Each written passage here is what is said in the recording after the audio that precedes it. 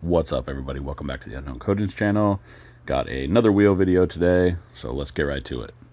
Alright guys, got this set of Regamasters. These are the Marquis Promata, and they are white and in amazing condition, but the customer wants them in a nice silver. So if you know anything about these wheels, these are actually made in Russia. I believe these had a 2004 production date, and they are light, super light. These are the bee's knees. They even do insane things like cut these grooves into each of the spokes to reduce weight. So got the tires off. We're gonna get the valve stems off these last couple, cut the weights off, and get them into the chemical stripper. Alright guys, just want to give a little pro tip about valve stems here. Make sure you pay attention to how each valve stem comes off. There's a lot of variety with those, and I've seen too many put back on incorrectly. One of the things to ask when you're going to get your wheels powder coated is about masking. You'll want to be specific if you have specific requests. My request is normally the back pad at least gets done, and depending on the set of wheels, you'll want to do this bore as well. If you have tight fitting center caps or center caps that go in with an O-ring, you're going to want to mask all the way up in this area so that the O-rings can seat really well. Or if, like I said, if you have tight center caps, especially center caps you're going to be powder coating, you're going to want to consider masking this off depending on your fitment. I actually verified with the customer how he wanted them masked specifically.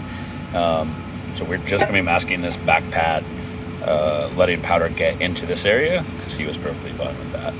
So, and that's how these are from the factory, by the way. So no different than factory.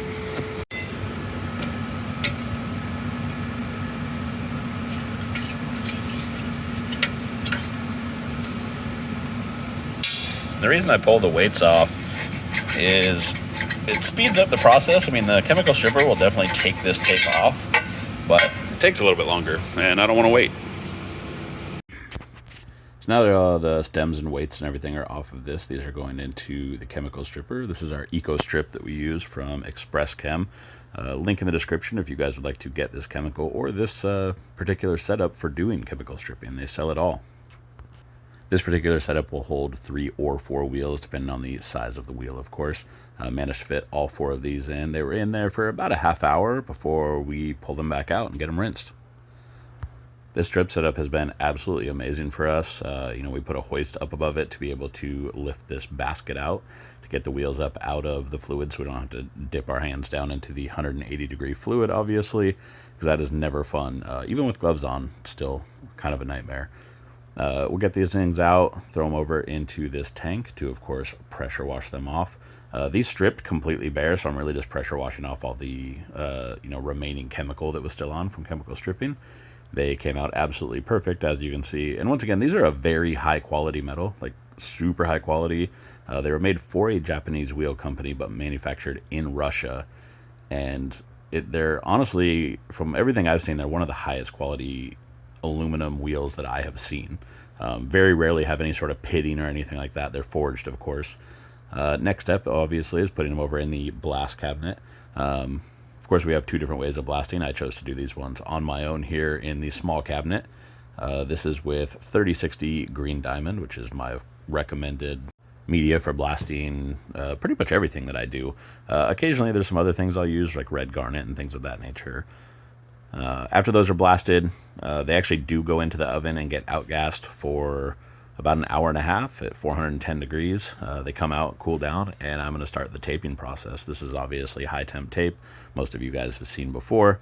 I end up cutting the lug holes out on my wheels. I've had a lot of people ask me why. It's mostly just so powder doesn't build up, and on deep lug holes, it helps you get powder into those areas much easier. You just saw me blow them off, and now I'm going around them just with a torch just to burn off any lint or any little things that might still be on there. Obviously, in dealing with the powder coating process, using a static charge, you're going to get things that are sticking to things even when you don't see it. So I go around with a torch, hit all the main surfaces, make sure I get rid of everything. Now, this is normally the point in the video where I tell you exactly what color I'm using. I am not going to be doing that in this video, and there's a reason for that. I actually have an entire line of powder coat colors coming out that are matches to existing high-end wheel colors. I'll get into that in another video. It's probably, I don't want to try to do it in this video because obviously this video is about these wheels. I have a whole video coming out basically giving a full breakdown of all the different powders I'll be offering and what brands and specific colors I have full matches to. And these are guaranteed matches. These aren't kind of run-of-the-mill ones that you read on the internet occasionally. This is, I had the wheel in hand, I did a spray out, we put the spray out with the wheel, and it was perfect. So just keep in mind that video is going to be coming out. If that is something that you're interested in, be sure to hit that subscribe button.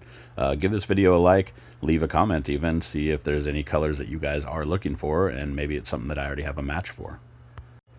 Of course, spraying this with the Gema Optiflex. This is the 2B since we're over in the little booth doing these. A number of people have asked me if this Corona ring is always on this particular gun, and yes, as far as I know, it's never not been on this gun. I've read things online that you're not supposed to leave these on constantly because it has some negative effect on the cascade. I know nothing about that. I've never seen that verified. I've never heard a high-end coder say that either. It's always just kind of some guy on the internet who mentioned it. We threw these in the oven. Obviously did a cure on these to get them to flow out. These are actually kind of a mix, like a lot of chromes, for example, you have to fully cure, and a lot of other powders you just flow out before you be putting the clear on. This one's kind of a mix. You do like a partial cure. I got it up to full temperature and then let it sit in there for about 4 minutes, as recommended by the manufacturer of this particular powder.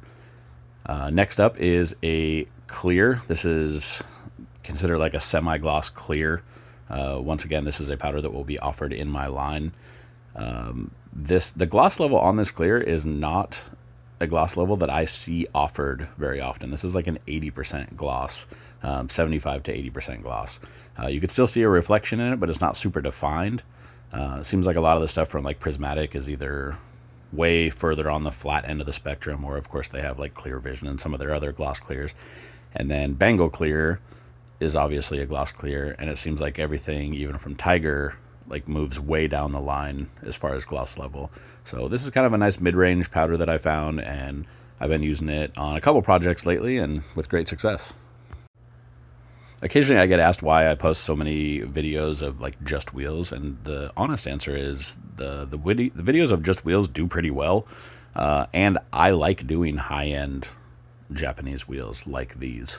I guess you could say Russian wheels in this situation, but they once again were just made for a Japanese company while in Russia. I prefer this. This is like, the work that I would prefer to post most of. I know that it can get a little bit repetitive. That's why I tend to only post like kind of the cooler projects as far as wheel goes. Desmond Regamasters absolutely fall into that category of cool projects. And this would not be a traditional unknown coatings video unless I gave you guys the heads up that if you do like powder coating and powder coating content, be sure to give this video a like, leave a comment, hit that subscribe button, turn on all notifications. I think something insane like over 70% of you guys who watch my videos are not subscribed. And I'm trying to grow this channel, trying to hit that 20,000 mark. We are so close. I was trying to do it initially before the beginning of June. Or no, I think I always said the end of June. So if you guys want to help me hit that goal, that would be absolutely amazing. We're super close to 20,000. And I got some real banger videos coming out that I'm really stoked on, including some gun comparison videos that I know you guys have been asking for. As I finished throwing the clear on these wheels, I figured I would take a quick second to remind you guys the UKC Army Facebook group. I don't even know how many members we have now. I think it's got to be close to 5,000 at this point. Mostly all powder coaters, so if you want to ask questions or help instruct people, things of that nature, there's lots of helpful people, lots of useful information in there, so be sure to check that out. One of the tips that I tell people in there often is to turn off as many lights as you can in your booth and go around your parts with an LED flashlight. That'll definitely help expose any light areas. I still do this to this day. I've been powder coating for 15 years. I still do this on projects where I think that there might be a concern. Pretty rare that I find anything, but threw these in the oven, did the final cure on them, and then of course, the best part, which is pulling, the most satisfying part at least, is pulling this high temp tape off. The one downside is me trying to do it with one hand while holding a camera and with a wheel that's hanging, so it just swings around and I look ridiculous. So we'll go ahead and get this thing ripped off. and I'll do my best to not look completely ridiculous. Here are the wheels out in the sun, sitting on the tires that I still need to toss onto them, obviously. They came out absolutely perfect. I am in love with this finish. If you know what this finish is, comment down below. If there's some hardcore wheel guys in here, they'll definitely know. Managed to go ahead and get the tires thrown on these. Brand new set of Nittos.